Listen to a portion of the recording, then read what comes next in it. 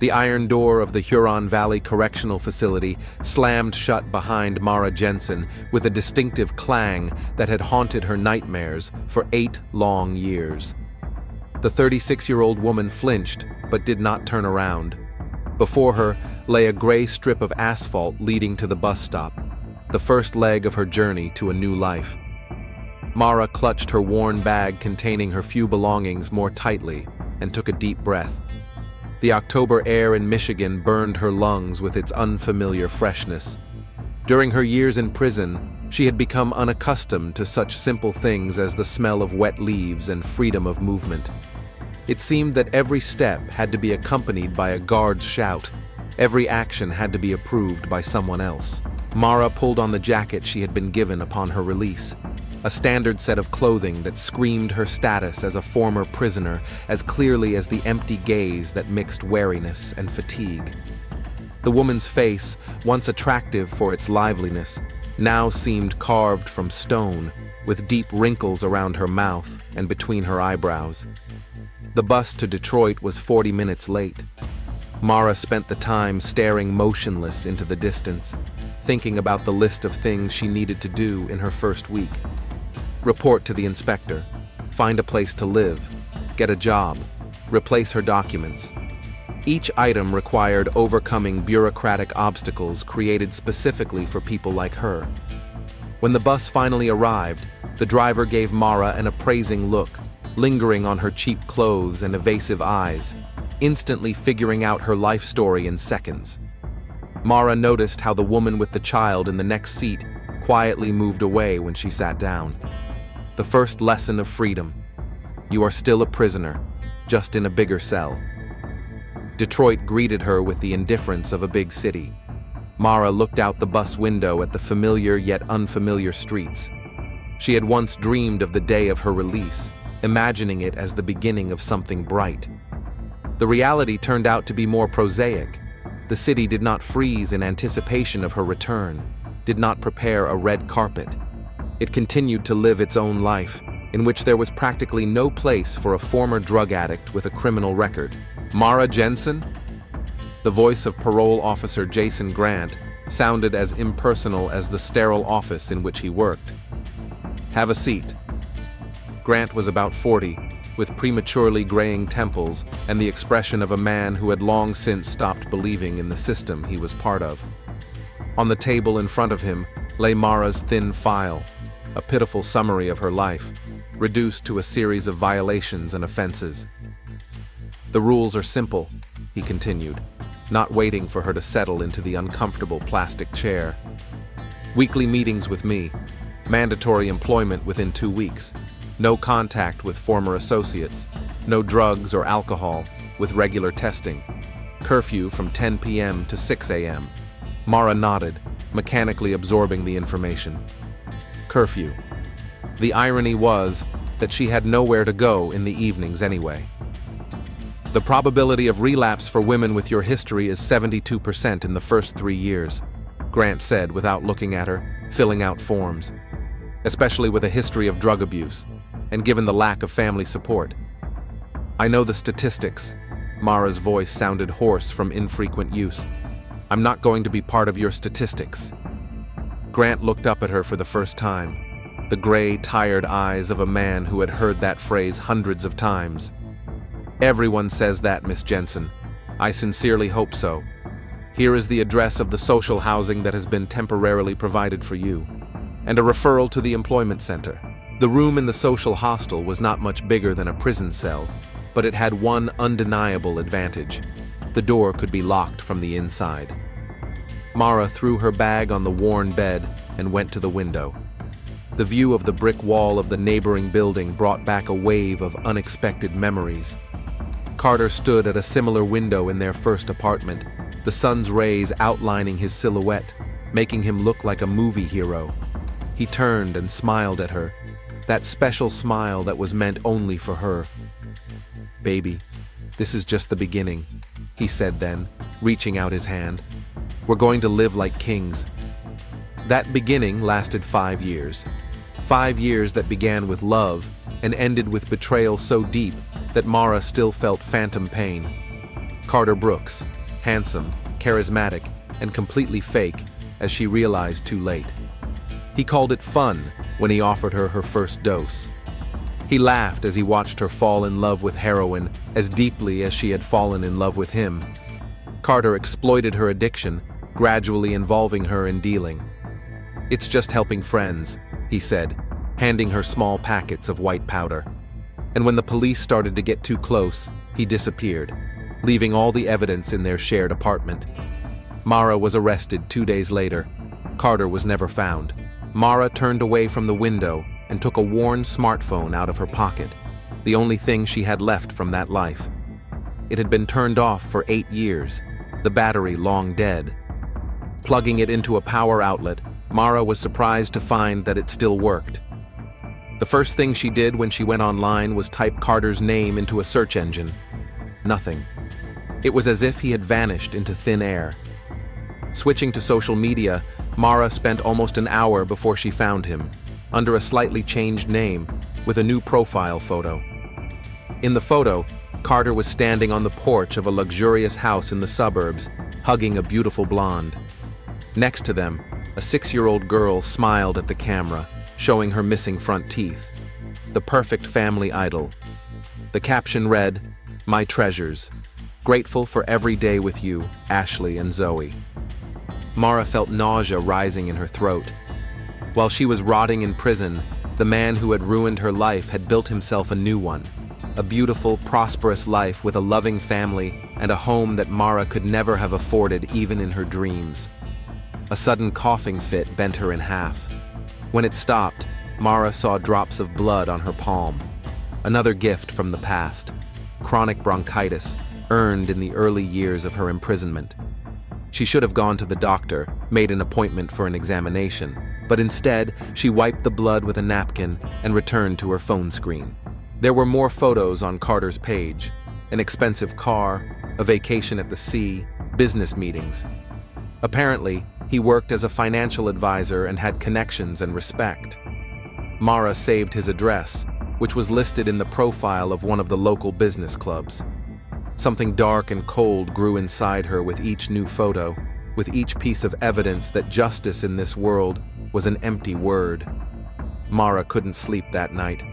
The sparse furnishings of the room resembled a prison cell, and her thoughts revolved around Carter and his new life. How was he able to escape the consequences so easily?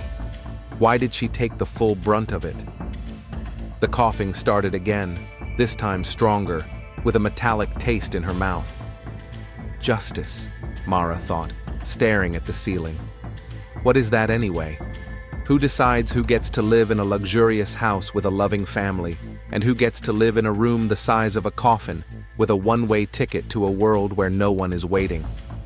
Maybe true justice is what each person creates for themselves. With that thought, she finally fell into a restless sleep in which Carter laughed as he stood on the porch of his house, and she watched him from the shadows, holding something heavy and cold in her hand. The waiting room at the Detroit City Clinic was crowded. Mara sat on a plastic chair, surrounded by people whose faces reflected the same fatigue and hopelessness she felt inside. 3 weeks had passed since her release. Her cough was getting worse, she had chills at night, and constant fatigue made even the simplest tasks a challenge. "Mara Jensen," the nurse's monotone voice sounded from behind the reception desk. Dr. Reeves's office looked sterile and impersonal, as did its owner, a middle-aged man with receding hair and the expression of someone who had long since stopped seeing his patients as people. "So, Miss Jensen," he said, without looking up from the computer screen, "your test results are back. You have tested positive for the human immunodeficiency virus." Mara felt the ground slip away from under her feet. The doctor's words came through as if through a thick layer of water. "HIV?" she asked, not believing her ears. "But how?" Dr. Reeves finally looked up from the screen. Something resembling contempt flashed in his eyes. "Given your history of drug addiction and presumably your lifestyle." He paused, letting the words hang in the air. "My lifestyle?" Mara's voice sounded unexpectedly sharp, even to her own ears. I was in prison for 8 years. Before that, I had only one partner, my ex-husband. Nevertheless, the doctor cleared his throat. The infection could have occurred through shared needles when using drugs. Mara fell silent. Memories swirled through her mind. She and Carter did sometimes share needles when they were short on cash. But what if... How long have I had it? She couldn't finish the question. Judging by your test results, the virus has been in your system for quite some time, perhaps 7 to 10 years. It was strange that they hadn't detected it during the mandatory medical examination in prison. Mara smiled bitterly. The mandatory medical examination at Huron Valley was a formality. The prison doctor barely glanced at her as he filled out the standard forms. "What now?" she asked. "You will need antiretroviral therapy. I'll write you a referral. With your status as a former prisoner, you should be eligible for the medical assistance program." Should be eligible. Those words sounded like a mockery. Mara knew that between should and reality lay a chasm of bureaucratic procedures designed not to help, but to weed out. Leaving the clinic, Mara didn't immediately notice that she was crying. Tears streamed down her face, mixing with the drizzling October rain. HIV. 3 letters that had just crossed out even the meager prospects she had left. Her thoughts returned to Carter. What if he knew? What if it wasn't an accident, but a deliberate act? She remembered how, shortly before her arrest, he had begun to avoid intimacy, citing fatigue or work. At the time, she had attributed it to a cooling of their relationship due to her growing addiction. Now, it all took on a sinister meaning. The phone rang, pulling Mara out of her dark thoughts. An unfamiliar number. "Hello?" she answered uncertainly. "Mara? It's Dara. Dara Washington. Do you remember me?" How could she forget? Dara was her cellmate during the first 2 years of her imprisonment. A young black woman with a sharp mind and an unexpected sense of humor, Dara helped Mara get through the most difficult period of adjusting to prison life. Dara? Mara felt a lump in her throat that made it difficult to speak. "Of course I remember you. I now work in social services, helping people like us," Dara said proudly. "Your name came up on my list. I thought maybe we could meet." An hour later, they were sitting in a small cafe near the employment center. Dara looked completely different. Short hair, business suit, confident gaze. Only the scar on her right eyebrow, a reminder of a prison fight, hinted at her past. "You look terrible," Dara said bluntly, studying Mara's face. "Thanks for the compliment," Mara said with a bitter smile. "I just got out of the hospital. I have HIV." Dara showed neither shock nor pity, the reactions Mara hated most. Instead, she simply nodded, accepting the information. "And you suspect it's from him? From that asshole who set you up?" "Carter," Mara said his name aloud for the first time since her release. It burned her tongue like acid. "Yes, I think he knew. And now he has a new life, a new family, the perfect American dream." Dara remained silent, letting Mara speak. It was one of her best qualities, the ability to listen without judgment. "I found his profile on social media. He's now a financial advisor at some firm. He has a beautiful wife, a child, a house in the suburbs. It's as if nothing ever happened. You shouldn't go near him," Dara warned. "It's a violation of your parole." Mara knew that, but the thought of Carter living his perfect life while she was slowly dying haunted her. "I can help you get your medication," Dara continued, changing the subject. "We have a program for ex-convicts with HIV. It's not much, but it's better than waiting for the government." Despite Dara's warning, Mara couldn't resist the urge to see Carter's life with her own eyes. The address she found led to an elegant 2-story house in one of Detroit's prestigious neighborhoods. Hiding in a rented car across the street, she watched the Brooks family's morning routine. Carter looked almost the same as he did 10 years ago, except for a few gray hairs at his temples, which made him even more attractive. An expensive suit, well-groomed appearance, the confident movements of a man accustomed to comfort and power. His wife, Ashley, a slender blonde with delicate features, kissed him goodbye at the door. Little Zoe, with her pink backpack, ran out after her, got her kiss, and got into her mother's car. A perfect picture, a perfect lie.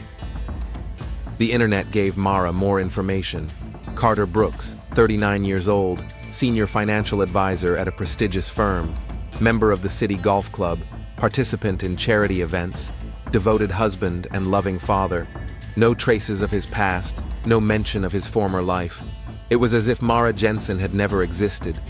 While keeping tabs on Carter, Mara tried to navigate the bureaucratic hurdles to get her medication, filling out endless forms, standing in lines, talking to indifferent officials. Each time, she was sent to a different office, asked for new documents, and given new reasons for refusal. "You need proof of permanent residence," the next clerk said monotonously. "I live in a social hostel. It's temporary housing," Mara explained. "Then you need to resolve the housing issue first."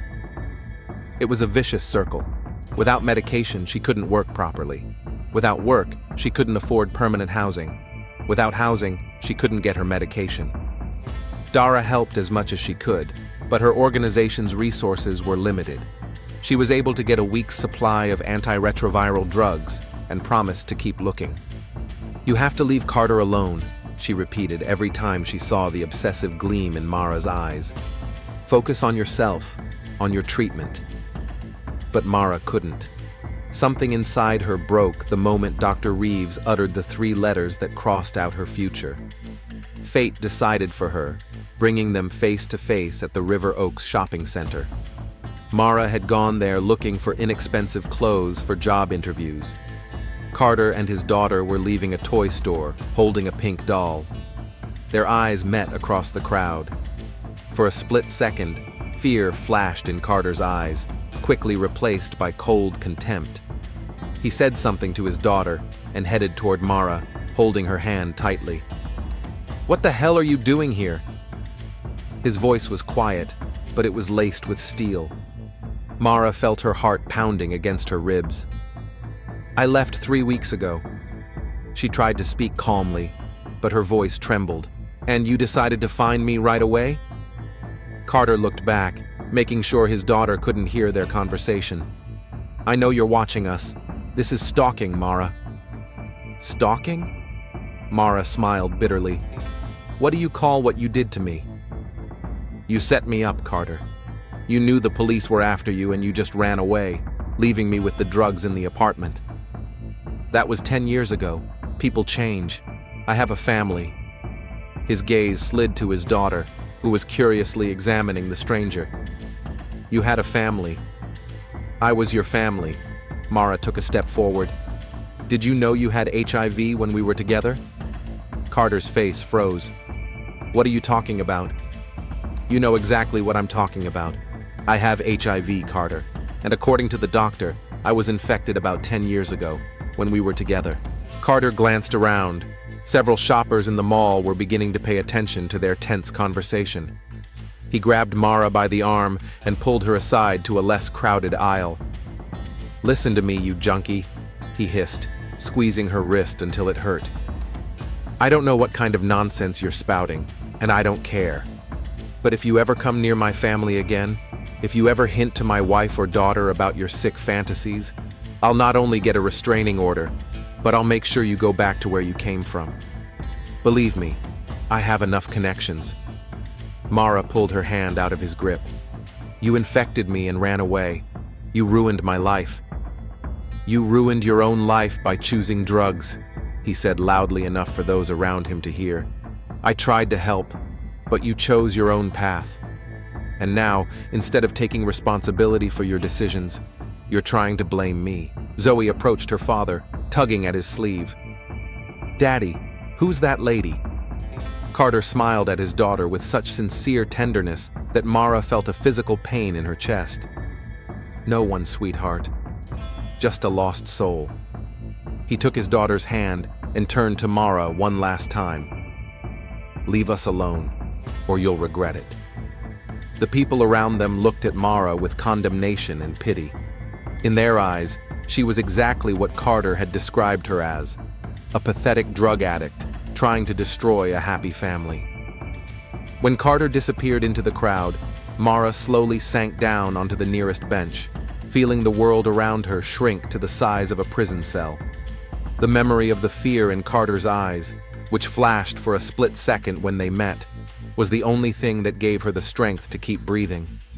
He knew, and he ran away, leaving her to die a slow death in prison while he built his perfect life on the ruins of her fate. The days after her encounter with Carter merged into a painful, feverish existence for Mara.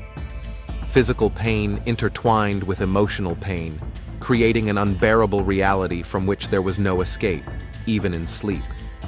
The antiretroviral drugs that Dara had obtained for her caused severe side effects, nausea, dizziness, and a rash all over her body. But the worst thing was the fatigue, an all-consuming leaden fatigue that made every movement a feat. Mara looked at her reflection in the cracked mirror of the social dormitory bathroom. Her skin had taken on a grayish hue, dark circles had formed under her eyes, and her protruding cheekbones gave her face a deathly appearance. She had lost even more weight, her t-shirt hanging on her protruding collarbones like a coat hanger. "You're dying," she said to her reflection. "You're dying slowly, and he's living his wonderful life." Thoughts of Carter no longer caused sharp pain. Now it was a cold, calculated rage. Mara replayed every detail of their last meeting in her mind. His contemptuous gaze, his cruel words, his ostentatious tenderness toward his daughter.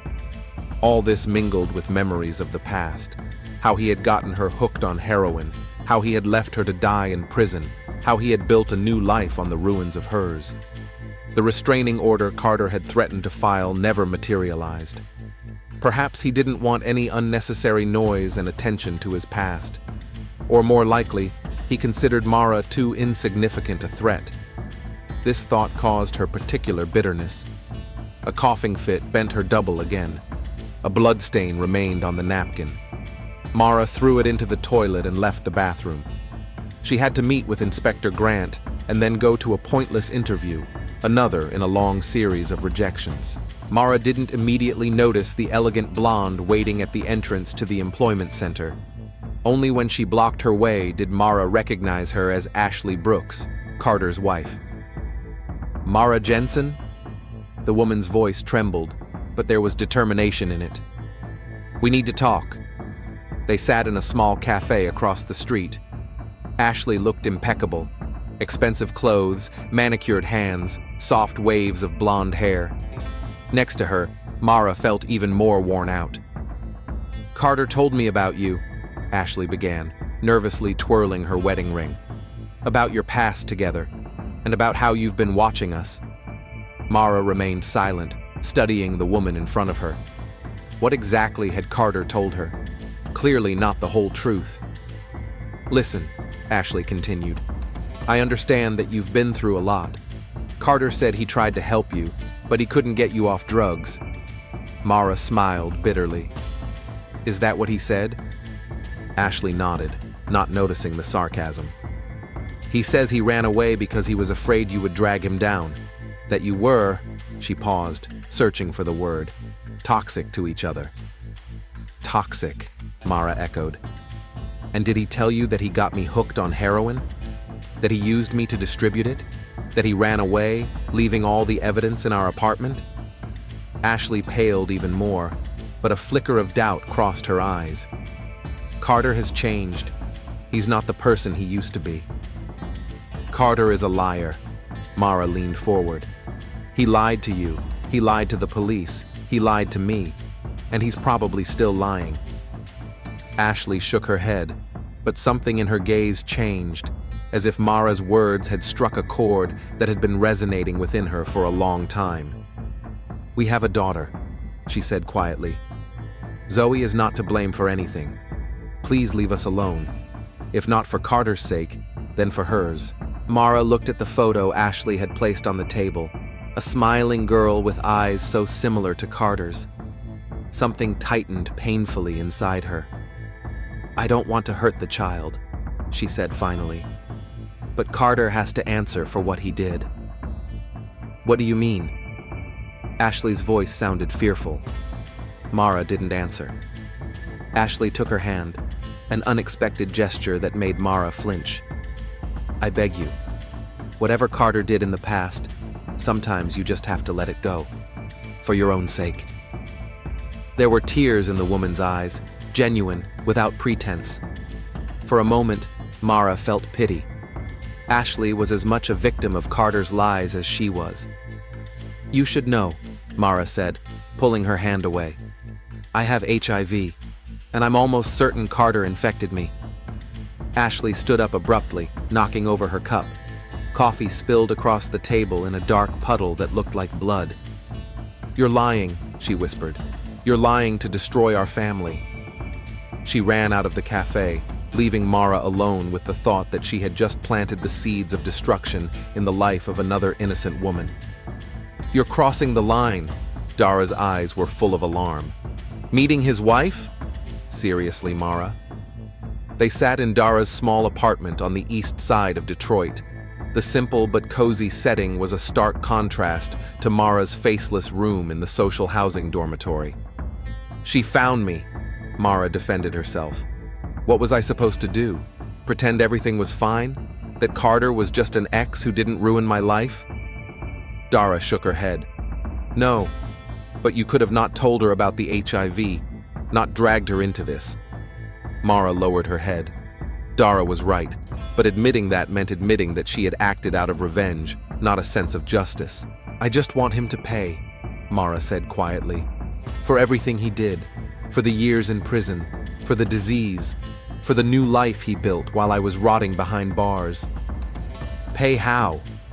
Dara looked her straight in the eye. "What exactly do you want to do, Mara?" Silence stretched between them. Outside the window, rain began to fall, the drops drumming on the glass, creating an ominous accompaniment to their conversation. "Sometimes I think about killing him," Mara finally said, and the words hung in the air like a confession to a crime already committed. "Take everything from him, like he took from me. Make him feel fear and helplessness." Dara showed no shock or condemnation. She had heard worse confessions over the years of working with former prisoners. "It won't bring back anything you've lost," she said gently. "It will only add new losses." "What do I have to lose?" Mara smiled bitterly. "Life? I'm already dying. Freedom? It's not freedom to exist like a ghost, with no future, no hope. But it won't give you peace." Dara took her hand. "Revenge never brings the relief it promises." Mara knew that Dara spoke from her own experience. Her crime was also rooted in a history of betrayal and pain. "What should I do, Dara?" Mara asked, and at that moment she really wanted to hear an answer that would save her from the darkness inside. "Live," Dara replied simply. "Day by day. Find something that matters, something other than pain and revenge." Mara nodded, but both women knew that there was no room left in her heart for anything bright. Carter Brooks paced nervously around Detective Morgan's office. His usually impeccable appearance was disrupted. His tie was loose, his hair was tousled, and his eyes were red from lack of sleep. "These messages have been coming in for 3 days now," he said, placing printouts of the emails on the table. "At first I thought it was some kind of prank, but they're getting more and more specific." Detective Morgan, a heavy-set man approaching retirement age, looked over the printouts with professional interest. "You will pay for everything. Justice will find you. Your perfect life will soon end. I know what you did, and you know." "Do you have any idea who it might be?" Morgan asked. Carter swallowed. "My ex-wife, Mara Jensen. She was recently released from prison and has been harassing my family. She has a drug problem and is unstable." "And you have evidence linking her to these messages?" "No concrete evidence, but who else could it be? She threatened me when we met, told my wife some crazy stories." Morgan nodded, making notes in his notebook. We'll check the sender's IP addresses. If it's her, we'll have proof. In the meantime, I advise you to be careful. Don't walk alone on dark streets." He chuckled at his own joke. "And you might want to install a video surveillance system at home." Carter nodded, nervously adjusting his tie. "Are my wife and daughter in danger?" "It's hard to say," Morgan shrugged. "But if this woman is truly unstable and has a grudge against you, it's better to be safe than sorry." Jason Grant looked even more tired than usual. He looked at Mara with an expression that was a mixture of irritation and something resembling regret. "I got a call from the police," he said without preamble. "You're involved in a case of stalking and possible threats." Mara tensed. "I haven't done anything illegal." "But you're violating the terms of your probation." Grant raised his hand, stopping her objections. "Contact with people connected to your crime, stalking. These are serious violations, Jensen." "He ruined my life," Mara said quietly. "He set me up." "And you want revenge, I understand," Grant said unexpectedly softly. "But that's a one-way street. Back to prison, with a life sentence this time." Mara was silent. The prospect of returning to prison had once frightened her, but now what did a cell mean to a person locked in the cage of her own dying body? "Listen to me, Jensen." Grant leaned forward. "Whatever happened between you and Carter Brooks in the past, it's not worth your future. Get a job. Get treatment. Live." The same words as Dara, as if they didn't understand that Mara no longer had a future. "I'll stay away from him," she said, knowing that was what Grant wanted to hear. He nodded, but doubt was written in his eyes. "I hope so. For your own sake." In the days that followed, Mara did seem to calm down. She stopped watching Carter's house, didn't try to contact his wife, and even found a temporary job cleaning at a local diner. Dara cautiously expressed hope that the worst was behind them. No one knew that behind the mask of humility lay a carefully thought-out plan. Mara didn't send Carter threatening messages. She had neither a computer nor the technical skills. But she knew who was doing it, and she had no intention of stopping the process. On the evening before the tragedy, Mara sat in a small room in the social dormitory and methodically laid out the contents of her bag on the bed. An old knife with a worn handle that she had stolen from work. Gloves, dark clothes, a map of the area where Carter lived, with escape routes marked. At the same time, Dara Washington was standing at a bus stop near Carter's house, nervously glancing at her watch. She had come here on purpose, driven by concern for Mara and fear that she might do something irreparable. A few blocks away, Ashley Brooks put her daughter to bed and then sat in the bathroom for a long time, staring at the test results that confirmed her worst fears. Mara's words had turned out to be the bitter truth. And somewhere in the shadows, unseen by all three of them, another person was watching Carter's house, patiently waiting for the right moment to act. A man whose hatred for Carter Brooks had its own long history. They were all pieces on a chessboard, approaching an inevitable denouement, a point of no return beyond which nothing but destruction would remain. Patrol Officer Jenkins would never forget that cold November morning. A 22-year-old rookie, just 3 months with the Detroit Police Department, he was responding to a call from a neighbor concerned that the Brooks family's daughter had not shown up for school and no one was answering the phone. A routine check that turned into a nightmare when he looked through the living room window. When Detective Raven Morelli arrived at the scene, the house was surrounded by police cars, and curious neighbors were gathered behind the yellow tape. Patrolman Jenkins was sitting on the curb, his face greenish, his hands shaking. "First time at a murder scene?" Morelli asked, showing her badge to the officer controlling the perimeter. "Yes, ma'am," Jenkins muttered. They're all just children." Morelli nodded with understanding. At 40, she had seen enough deaths to develop a protective detachment, but she had never fully gotten used to the sight of murdered children. Adjusting her trademark dark blue jacket and gathering her long black hair into a tight bun, she put on gloves and shoe covers. Inside the house, she was met by the medical examiner, Dr. Chen, an experienced man with tired eyes. "Raven, this is one of the strangest murders I've ever seen," he began without preamble. Not because of the brutality, but because of the selectivity. Morelli surveyed the living room. Carter Brooks's body lay on an expensive rug, surrounded by dried blood. Multiple stab wounds to the chest and abdomen, and signs of a struggle indicated that he had actively resisted the attack. "He died slowly," Chen continued, pointing to the wounds. "The cuts were made to cause maximum pain, but not immediate death. Someone really wanted him to suffer." In the bedroom on the second floor, they found the body of Ashley Brooks. Unlike her husband, she had been killed with a single precise blow to the heart. Her face was frozen in an expression of shock and fear. "She probably woke up from the noise and saw the attacker," Morelli suggested. "Where's the child?" Chen led her to the nursery. Little Zoe lay on a pink bed surrounded by stuffed animals. Her face was serene, as if she were simply asleep. "Death was caused by an overdose of sleeping pills," Chen said quietly. "Unlike her parents, she didn't suffer. It's almost merciful." Morelli felt a cold rage rising inside her. 20 years on the police force, and she still couldn't understand how anyone could raise a hand to a child, no matter how merciful the method.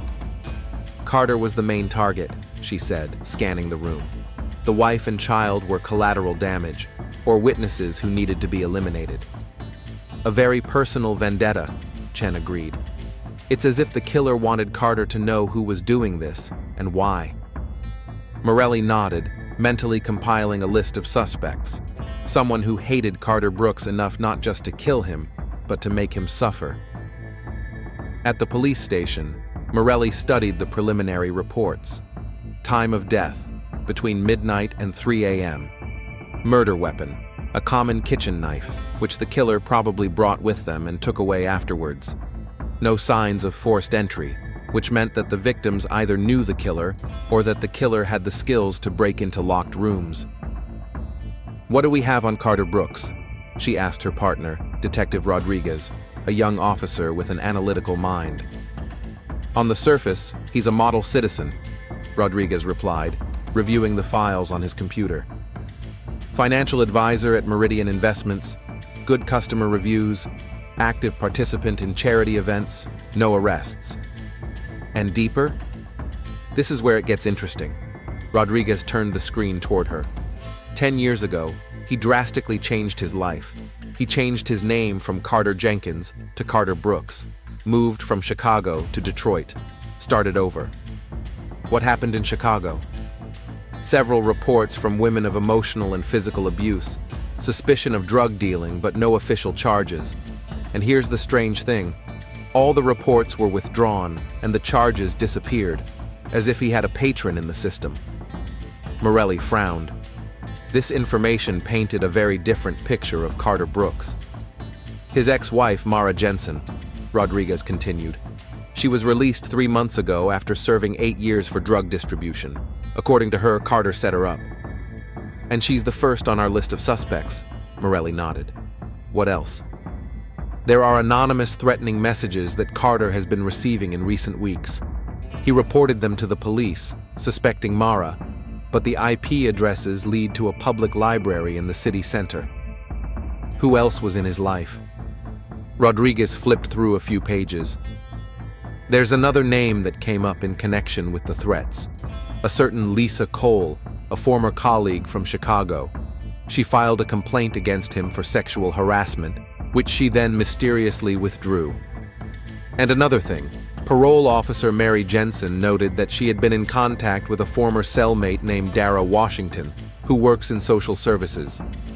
Morelli leaned back in his chair, pondering the information. 3 women, each with their own motive. Mara was the obvious suspect, with a history of drug addiction and 8 years of accumulated hatred. Lisa had an undisclosed history of sexual harassment. And Dara was the connecting link, whose role was not yet clear. "Invite them all in for questioning," Morelli ordered. "Let's start with Mara Jensen." Mara looked even worse than in the photo in the file. emaciated, with sunken cheeks and a troubled gleam in her eyes. She sat in the interrogation room with ostentatious indifference, but Morelli noticed the slight tremor in her fingers. "Miss Jensen," Morelli began, "do you know why you're here?" "Because Carter is dead," Mara replied evenly. "And you think I killed him." "And you didn't?" Mara didn't look away. "No. Although I won't say I regret his death. Where were you last night between midnight and 3 in the morning?" "In my room in the social dormitory, sleeping." "Can anyone confirm that?" "I have a private room, but there are surveillance cameras at the entrance to the dormitory. They will show that I did not leave." Morelli made a note. That would be easy to verify. "You had an obvious motive, Miss Jensen. Carter set you up, got you sent to prison, and infected you with HIV. You've been stalking him since his release, threatening his family." "I didn't threaten his family," Mara interrupted sharply. "And I didn't send him any messages. I don't even have a computer." "But you admit you wanted him dead?" Mara paused, then nodded slowly. "I hated him. And yes, at one point I thought about killing him. But I didn't do it." "Why should I believe you?" "Because if I had decided to kill Carter, I would have killed only him." Mara's eyes were dry and lifeless. Not his wife, and certainly not his child. There was a sincerity in her voice that made Morelli think. Either Mara was an excellent actress, or she was really telling the truth. Dara Washington sat upright, her hands folded on the table, the posture of someone who knows her rights and isn't afraid of the police. "I don't understand why I'm here," she said. "I barely knew Carter Brooks." "And yet you were near his house the night before the murder," Morelli pointed out. "Neighbors identified you from a photo." Dara tensed, but quickly regained her composure. "I was worried about Mara. I knew she was obsessed with revenge. I wanted to make sure she didn't do anything stupid." "So you suspected she might attack the Brooks family?" "No," Dara replied firmly. "I knew she was angry, but I didn't think she was capable of violence, especially against a child. I just wanted to check." "And you didn't notice anything suspicious?" "Nothing. The house was quiet. I stood there for about an hour and then left." Morelli paused, changing tactics. "You knew Carter before that, didn't you?" Something flashed in Dara's eyes. Fear? Anger? "I don't know what you're talking about." "In Chicago," Morelli pressed. "You lived there at the same time as him. And your name is mentioned in one of the withdrawn complaints against him. Were you one of the women he got hooked on drugs?" Dara held her gaze. "I don't have to answer these questions without a lawyer. This isn't a suspect interrogation, Miss Washington. So far, it's just a conversation. But if you're hiding something—" "I'm not hiding anything," Dara snapped. "And I have an alibi for the night of the murder. After I left the Brooks house, I went to my boyfriend's place. He can confirm that I spent the night there." Morelli nodded, taking notes. Another alibi to check. Lisa Cole, the third woman on the list of suspects, was the most composed of them all. A stylishly dressed businesswoman in her 40s, she maintained a cool politeness. "I haven't seen Carter Brooks in almost 10 years, she said. "Not since I left Chicago Financial." "After you withdrew your sexual harassment complaint?" Lisa paled slightly, but maintained her composure. "It was a difficult time. Carter was manipulative. He made women feel special and then used them. When I rejected him, he started spreading rumors that I was using drugs." "And you withdrew the complaint?" "I was offered a generous severance package on the condition that I forget everything. At the time, it seemed like the best option." "And now?" Lisa smiled bitterly. "Now I know I wasn't the only one, that he did it systematically." "Are you familiar with Mara Jensen?" "No. This is the first time I've heard that name." "What about the threats Carter received in recent weeks?" Lisa shook her head. "I had nothing to do with that. Yes, I hated him. Yes, I was glad when I heard about his death, but I didn't kill him." "Where were you on the night of the murder?" "At a conference in Chicago. Hundreds of people can confirm my presence at the evening event." I didn't leave the hotel until morning. Another ironclad alibi. Morelli was beginning to feel frustrated. Back in her office, Morelli laid out the photos and notes on her desk. Checking the alibis of all three women yielded disappointing results. The cameras did indeed show that Mara did not leave the dormitory on the night of the murder. Dara's boyfriend confirmed that she was with him, and the organizers of the conference in Chicago sent photos showing Lisa Cole attending the evening event and the morning breakfast. Something doesn't add up, Morelli muttered, studying the timeline. The murder was carefully planned by someone who knew the Brooks family's routine, who had a strong motive and access to the house. Maybe we're looking in the wrong place, Rodriguez suggested. Maybe it's related to Carter's work, a disgruntled client. You saw how Carter was killed. Morelli shook her head. This isn't a business dispute. It's deeply personal. She looked through the medical examiner's report again. Something was bothering her, some detail she was missing. By the way, the DNA results from the Brooks house are in, Rodriguez said, handing her a folder. Nothing unusual. DNA from all three victims, traces from the maid who cleaned the house. Morelli opened the folder and froze when she saw one of the results. What the hell? What's wrong? Rodriguez frowned. This can't be a coincidence, Morelli muttered, pulling out a photo and comparing it with other documents. I need to check something else. She quickly gathered her papers and headed for the door. Where are you going? Rodriguez called after her. There's someone I need to talk to. I think we're missing a key detail. Morelli felt the tension building inside her. The puzzle was starting to come together, but the picture that was emerging was so unexpected and complex that she couldn't believe it until she had final confirmation. Ashley Brooks' diary lay on Detective Morelli's desk, an unremarkable black leather-bound book found in the bottom drawer of the bedside table.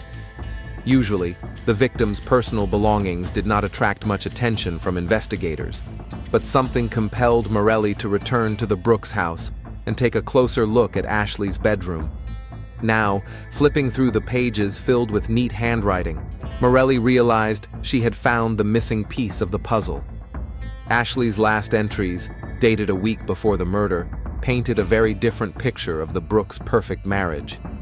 The results came in today. I have HIV. I can't believe this is happening to me. How? Carter is the only man I've been with in the last 8 years. Unless... And further, I found his old medical records in his office. He knew. He knew since 2015, and he stayed with me without saying a word. He infected me every day, every night. How could he? The last entry was particularly disturbing. A woman, Mara, his ex-wife. Everything she said is true. Carter is a monster. He did the same thing to her, and God knows how many other women. I can't let him do this to Zoe. I have to protect her, at any cost. Morelli put down the diary and rubbed his temples. Ashley was planning to do something drastic. But was she capable of triple murder, including her own daughter? The office door opened and Rodriguez entered with new files.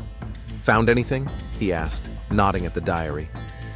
Ashley recently found out she has HIV, Morelli replied, and that Carter knew about his status for years but deliberately put her at risk. Damn, Rodriguez whistled. So she had a motive too. More than enough. But here's the strange thing. Morelli tapped her finger on the last entry. She was worried about her daughter. She was afraid Carter might hurt her too. That doesn't sound like someone who would then kill their own child. I have something else. Rodriguez placed a folder on the table. We checked Mara Jensen's alibi again. The cameras do show that she didn't leave the dorm that night. But there's a 15-minute gap in the recording between 2 and 3 in the morning. A technical glitch, they say. And here's something else interesting. We got the full report on the DNA found at the Brooks house. In addition to the victims and the maid, traces of another person were found there. Morelli opened the folder and studied the results. Then she picked up the phone and dialed a number. Dr. Chen, I need additional information about the details of Ashley Brooks's death. Mara Jensen sat on a park bench, watching the last leaves fall from the trees. The November wind was biting, but she hardly felt the cold. Inside, she felt empty, untouched by cold, heat, or any other physical sensation.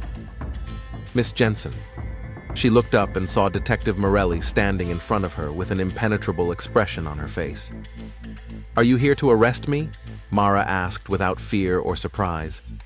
"That depends on what you tell me," Morelli replied, sitting down next to her. "I read Ashley's diary. She found out the truth about Carter, that he knew about his HIV status and knowingly put others at risk." Mara nodded, staring into the distance. He was a monster. She was planning to do something, to protect her daughter. "Did you know about that?" "No." Mara looked directly at the detective for the first time. "She didn't tell me about her plans." "Did you tell her about yours?" Silence hung between them. Somewhere in the distance, children were shouting on the playground, their voices carrying through the cold air like echoes from another, inaccessible life. "You had 15 minutes that night," Morelli continued. 15 minutes when the cameras weren't working. Enough time to slip out the back door, which isn't covered by the surveillance system. Enough time to get to the Brooks house by taxi or hitchhiking. "You can't prove that," Mara said quietly. "Actually, I can.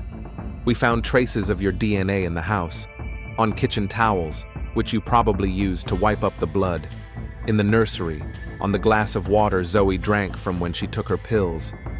Mara closed her eyes. "I didn't want the child to suffer. So you gave her a sleeping pill, to make her fall asleep and not wake up. She was innocent, like all of us once were." Morelli took a small voice recorder out of her pocket and turned on the recording. "Tell me what happened that night, Mara." Mara was silent for so long that Morelli thought she wasn't going to speak.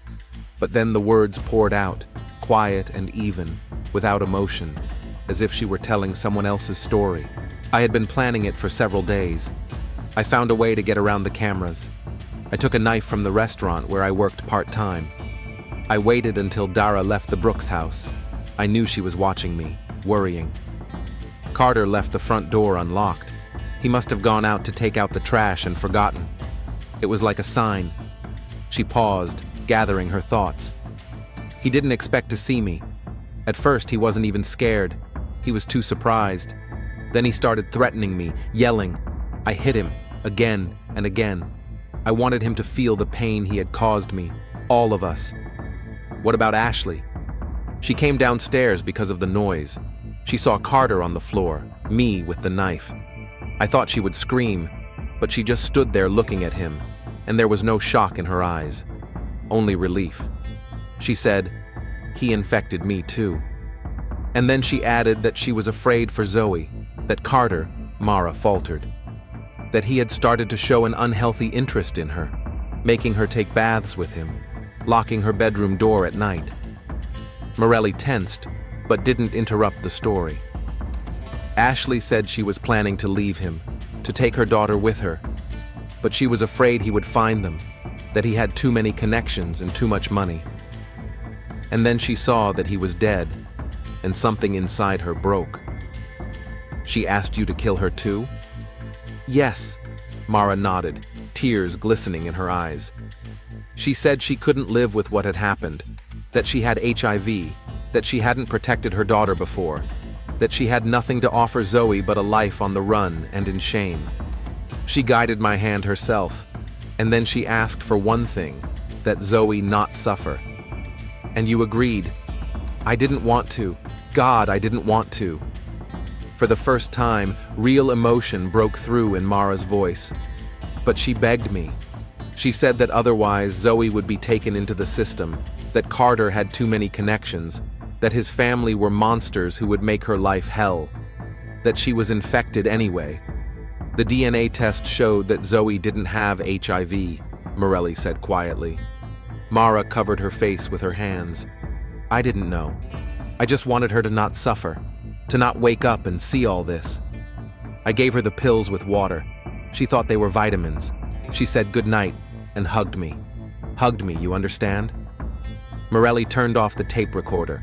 There was no condemnation on her face, only the deep, professional sadness of someone who had seen too many human tragedies. "You need to come with me, Mara." Mara nodded and got up from the bench. "You know, I don't regret Carter," she said, holding out her hands for the handcuffs. "I only regret the child, and that I didn't meet Ashley sooner. Maybe together we could have found another way out." Mara Jensen's trial was short. She pleaded guilty to first-degree murder, Carter, second-degree murder, Ashley, and manslaughter, Zoe. The prosecutor sought the death penalty, but the defense presented mitigating circumstances. Carter's history of violence and manipulation, medical records confirming his knowledge of his HIV status, Ashley's diary, and, most unexpectedly, testimony from Dara Washington and Lisa Cole about their own experiences with Carter. Dara finally told the whole truth. She had met Carter in Chicago long before she met Mara in prison. It was Carter who got her hooked on drugs and forced her into prostitution until she found the strength to escape. She was the one who sent anonymous messages to Carter from the public library, hoping to scare him enough to leave Maru alone.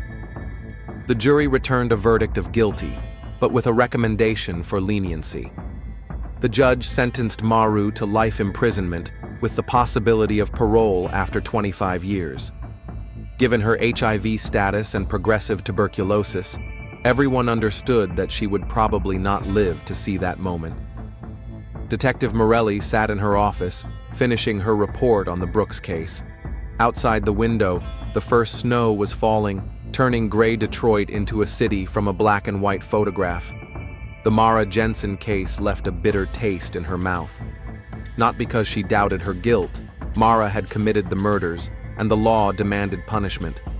But the system that was supposed to protect women like Mara and Ashley had failed them time and time again. The prison system that failed to provide Mara with proper medical care, missing her HIV diagnosis in its early stages. The healthcare system that refused to provide her with the necessary medication due to bureaucratic obstacles. The judicial system that allowed Carter to escape responsibility for his crimes in Chicago. Morelli closed the folder and put down her pen. The case was closed.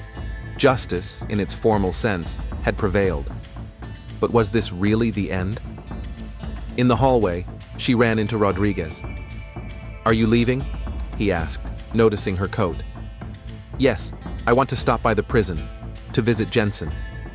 Rodriguez nodded understandingly. "Tell her."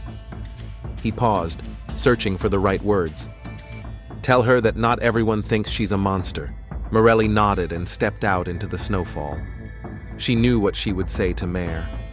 That in a world where the lines between victim and perpetrator, justice and revenge, are so often blurred, there are no easy answers. But there was hope, even if it was only the hope of understanding and forgiveness that came too late. In the end, they were all just people caught in a vicious cycle of pain and retribution. And perhaps the only way to break that cycle was to find the strength to see the humanity even in the darkest of deeds. This case changed everyone involved. Dara Washington founded an organization to help women who were victims of violence and drug addiction, naming it Broken Mirror, in memory of Mara, Ashley, and all the other women whose lives were destroyed by people like Carter.